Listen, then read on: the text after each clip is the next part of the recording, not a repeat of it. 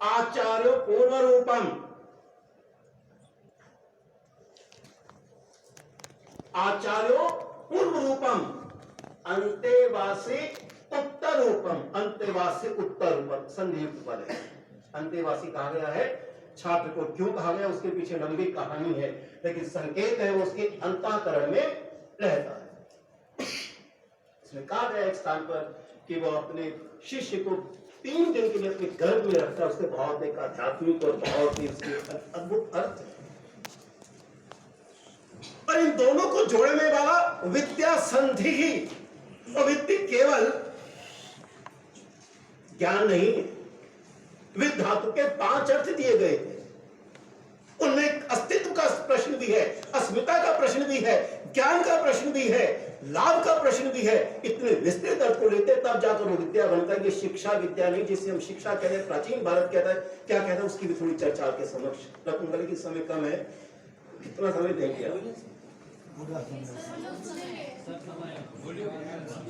आज छुट्टी है सर, इसलिए हम लोग खूब सुनेंगे। तो विद्या संधि और जिसके लिए मैंने प्रश्न उठाया है तो बहुत ही सुंदर है। वो कहता है प्रवचनम संधानम, पढ़ाने का तरीका, पद्धति, संधान है, खोज है, डिस्कवरी है। वो कवर था, डिस्कवर करो इसे। और फिर ईशोपनिषद कहता है हिरण्मयेन पात्रेण सत्यस्यापि हितमुखम तत्त्वं पूषण अपाविणु सत्य धर्म दृष्टे। तो कहीं ना कहीं छिपा हुआ है, उसे खोजना है। तो कहीं उसका जो ढक्कन है, हे पोषक सूर्यदेव हटाओ उसे। ये भारत में संधान की परंपरा है। आज हम संधान नहीं करते, हम अनुसंधान करते हैं। संधान और अनुसंधान में अंतर है। शिक्षा नीति की चर्चा मैं विशेष रूप से करूंगा, क्योंकि सब कुछ शिक्षा नीति के परिप्रेक्ष्य में है। मैं नहीं जानता हम में से कितने लोगों ने शिक्षा नीति पढ़ी है, और मुझे अच्छा है कि आपके विद्यार्थी यहाँ बहुत हैं, इसलिए बात को कुछ थोड़ा सा मैं शिक्षा नीति के साथ जोड़ना चाहूंगा। मैं पूछना चाहूंगा कितने बच्चों ने शिक्षा नीति को पढ़ा है? क्षमा याचना सहित, मैं परीक्षा नहीं ले रहा हूँ, केवल एक संकेत प्राप्त करना चाहता हूँ। पूरा नहीं पढ़ा है। आप सबको बहुत सी बधाई। तो आपने बहुत अधिक में पढ़ा। तो एक काम कीजिए, अपना दायां हाथ ऊपर ले जाइए, कंधे पर लाइए और शाबाशी दे दीजिए।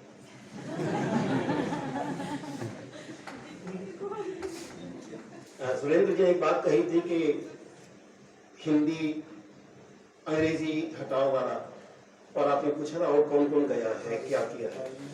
दिल्ली विश्वविद्यालय की दीवारें बताएंगी कि रात को अगर दीवारों पर लिखा हुआ था अंग्रेजी की अनिवार्यता हटाओ, तो मैं ही लिखने वाला हूँ। न्यायालय के सामने, निर्णायकों के सामने, न्यायाधीशों के सामने हमारा किनारा हुआ करता था, यह अंदर की बात है, पुलिस हमारे साथ है। न्यायालय में जेल नहीं जा पाए, क्योंकि जो गए उन्हें उनके लिए चाय लेने गया हुआ था। मुझे दुख हुआ कि मैं क्यों नहीं गया हुआ। हाँ, लेकिन उन्हें छुड़ाने के लिए जरूर गया। तो एक संकेत के साथियों, जब मैंने कहा कि ये दोनों बातें शिक्षा नीति में आई हैं, तो शिक्षा नीति सामान्य शिक्षा नीति नहीं है। मैं तो कई बार कहा करता हूं, मूल रूप से यह शिक्षा नीति मुझे भाषा की नीति दिखाई देती है।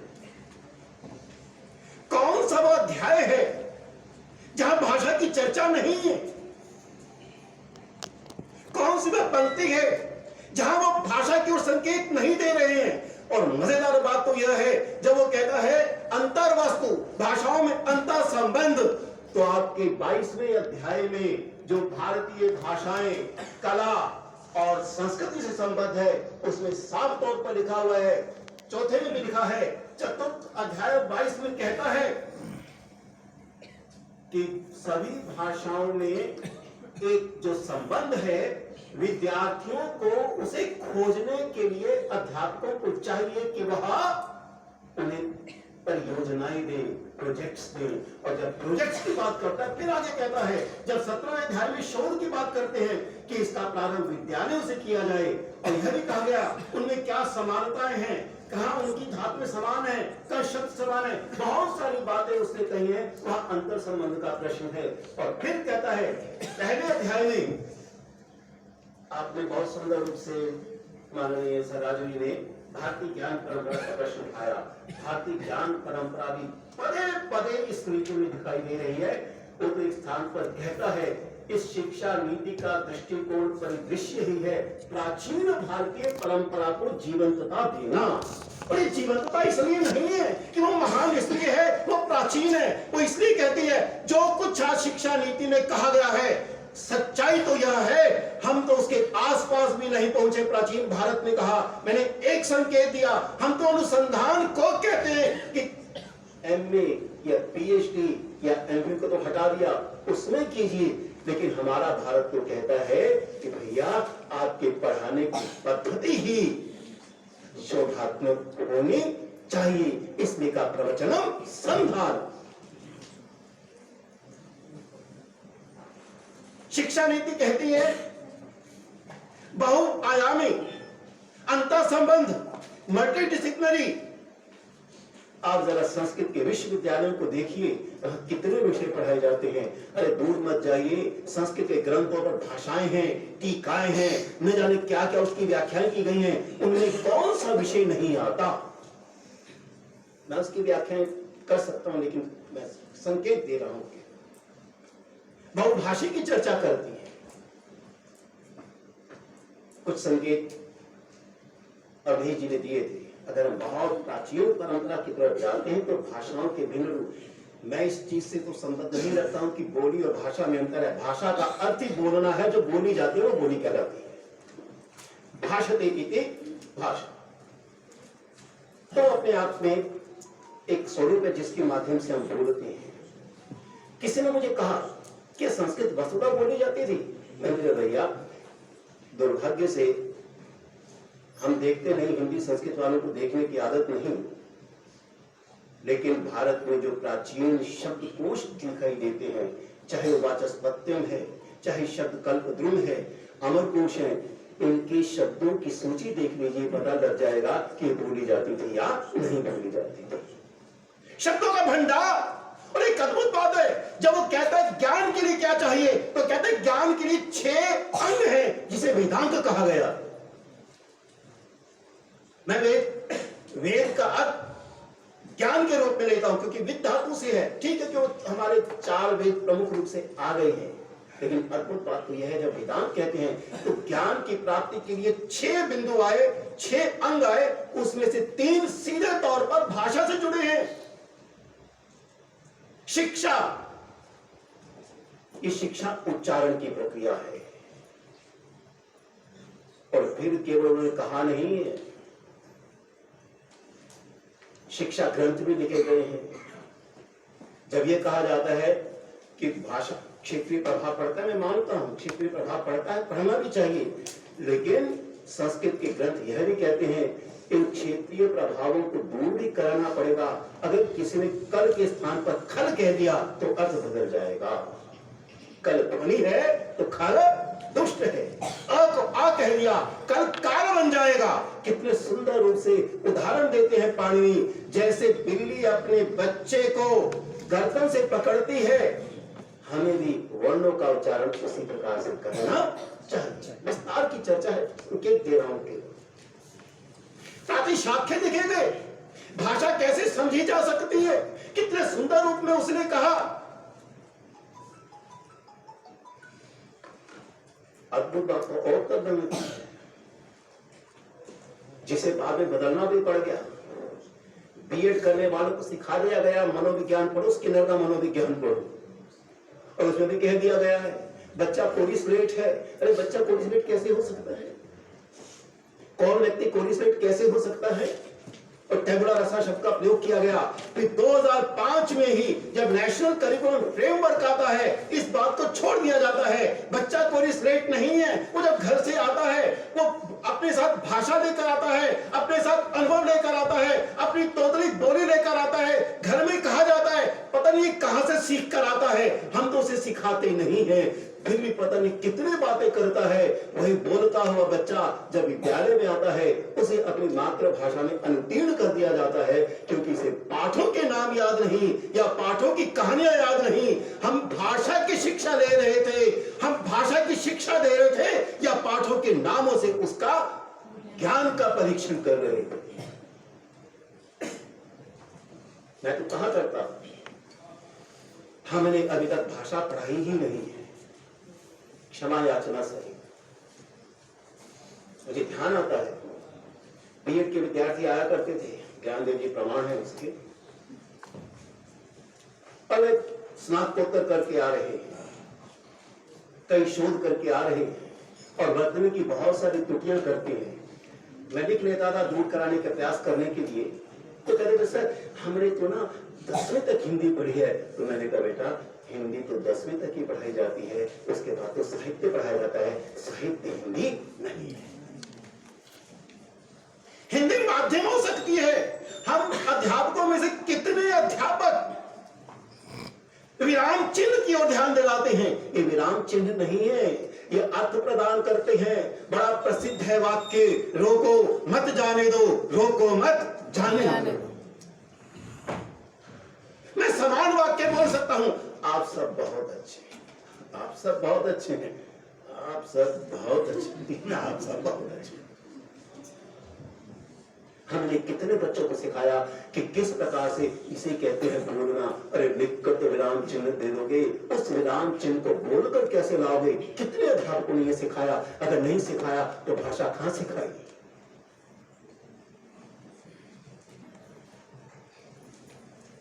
वाक्य किसे कहते हैं, शब्द किसे कहते हैं? एक शब्द के अनेक अर्थ होते हैं। हमने कहा पर्यायवाची, अरे भैया कोई पर्यायवाची किसी का नहीं हुआ करता है। हर शब्द का अपना एक संदर्भ होता है, हर शब्द का अपना एक अर्थ होता है, हर शब्द अपने आप में एक बिल्कुल पृथक रूप में भी छाया देता है। अगर ये समान होते, पर्यायवाची होते, तो मैत्री शरण गुप्त जी क्यों लिखते है बिखेर देती वसुंधरा मोती, सबको सोने पर रवि बटोर लेता है उनको, सदा सवेरा होने पर उन्होंने वसुंधरा कहा, उन्होंने वसुधा कहा, उन्होंने भूमि कहा, उन्होंने पृथ्वी, उन्होंने वसुधा नहीं कहा, पृथ्वी नहीं कहा, भूमि नहीं कहा। वो पर्यायवाची कैसे है? क्योंकि पूरी पंक्ति सुनिए, है बिखेर देती वसुंधरा मोती, वो मोती है, बिखेर रही है। मोती वही तो बिखेरेगा जिसके पास मोती होंगे। इसे कहा है बिखेर देती वसुंधरा, वसु का अर्थ है मोती, धरण का अर्थ है धारण करना, जो मोतियों को धारण करके वही तो बिखेरेगा।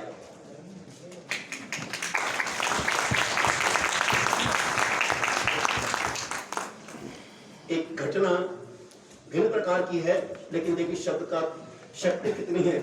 इसलिए भारतीय दर्शन भर्तृहरि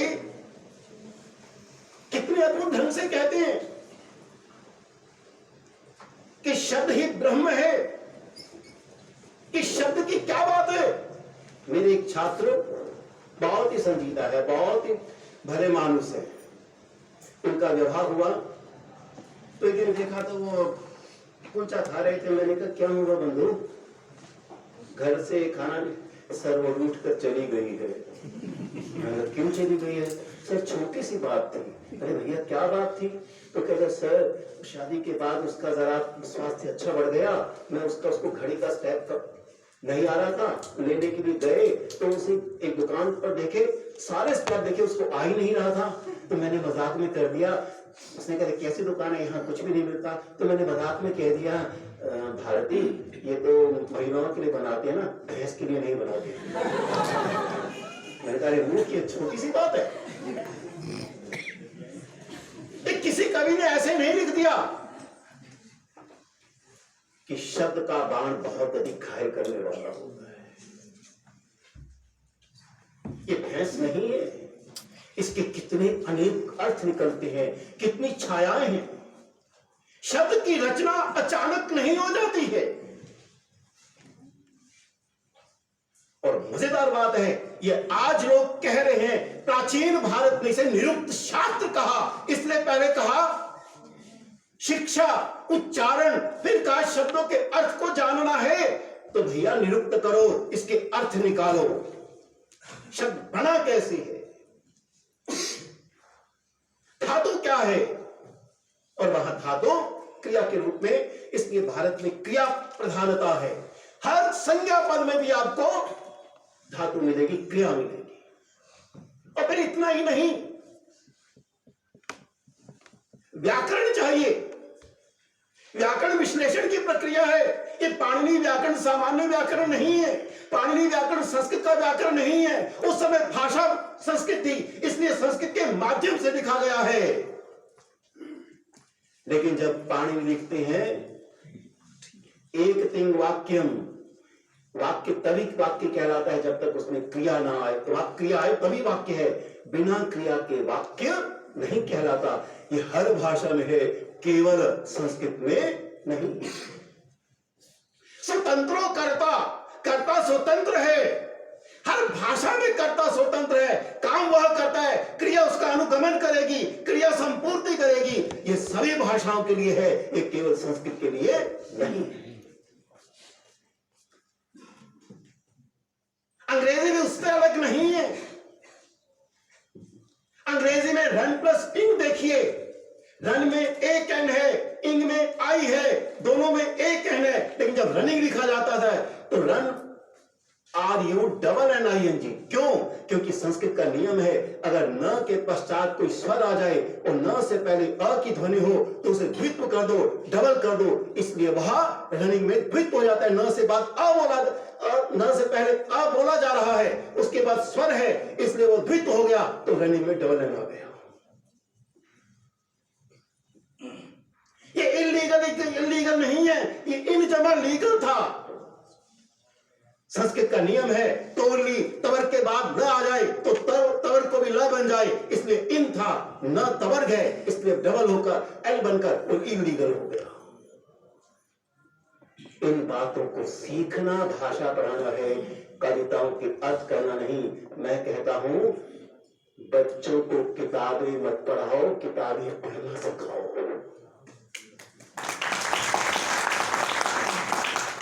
इसी बात को शिक्षा नीति कहती है। अपने पहले अध्याय के 4th अनुच्छेद में कहती है कि शिक्षा का काम सिखाना है, लेकिन वो केवल सीखे नहीं।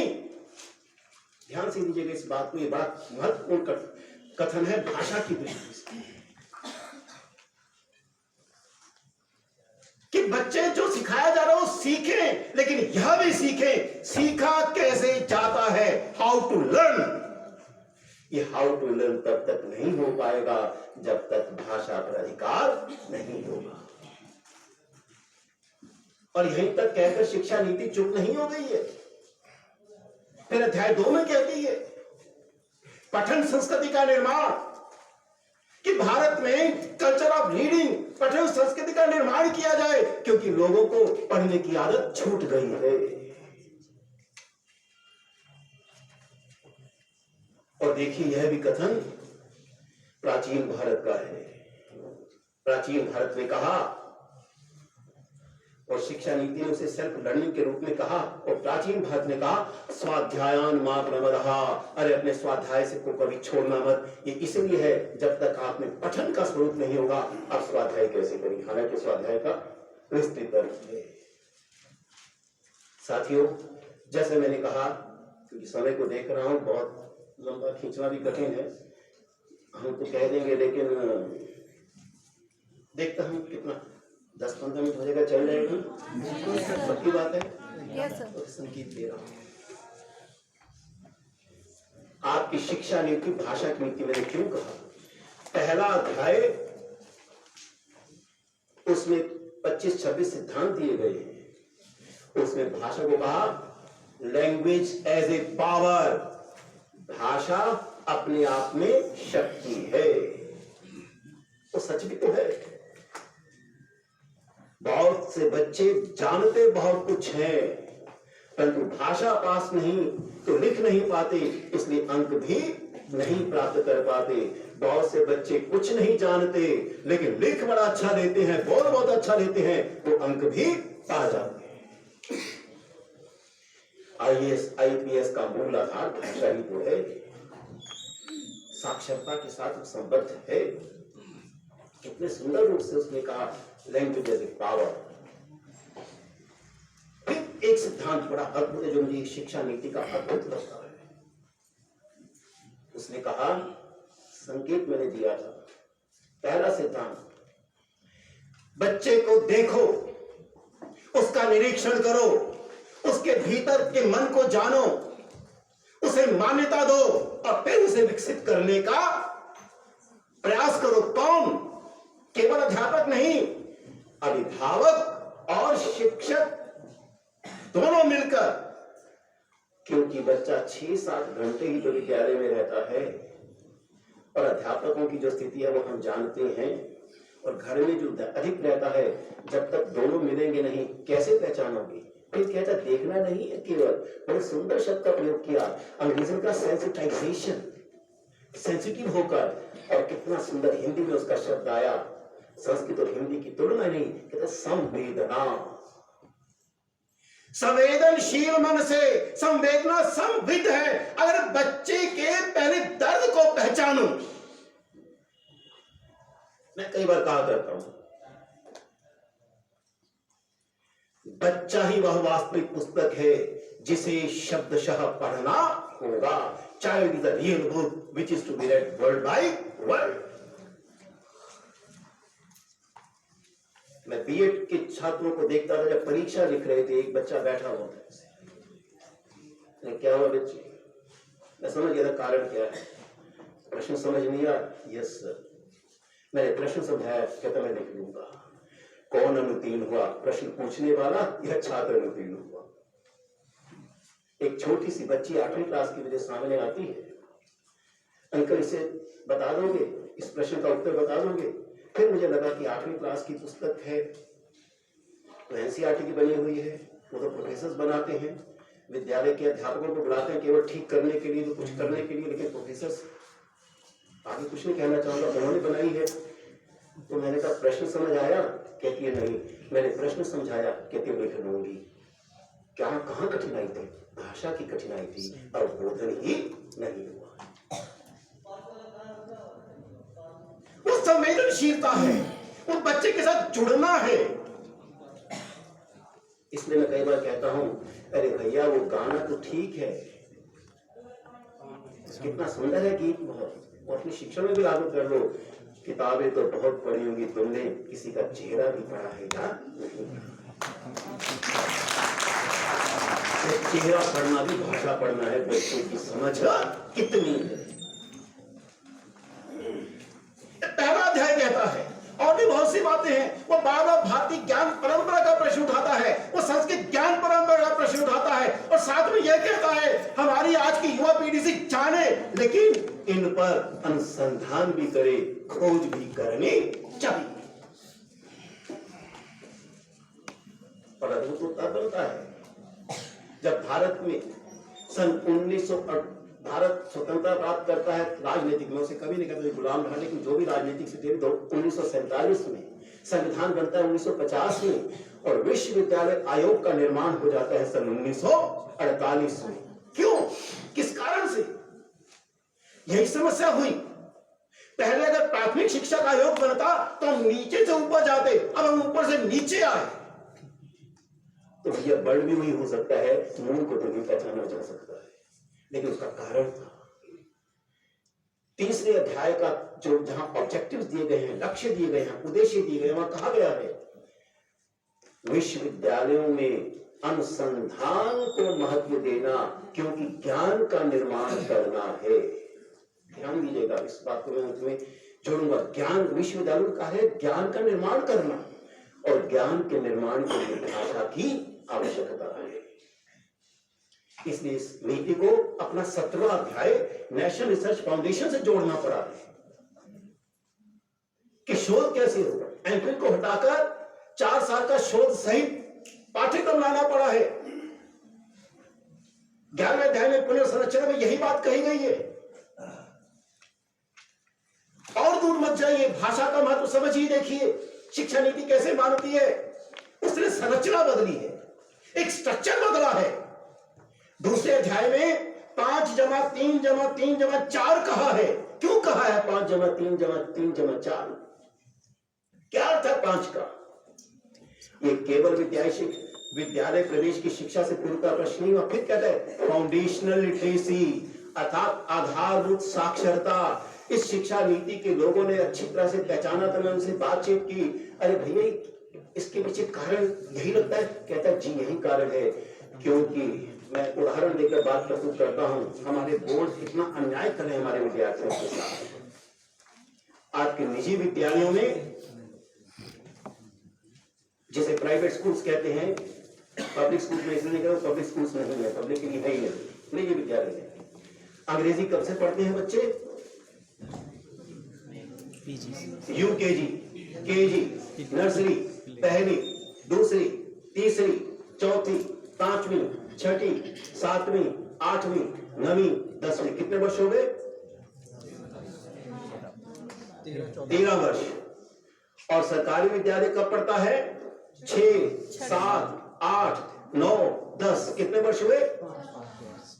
चल एक 5 वर्ष पढ़ रहा है, दूसरा 13 वर्ष पढ़ रहा है, तो सीबीएसई को क्या अधिकार है कि वो 10वीं का प्रश्न पत्र समान दे?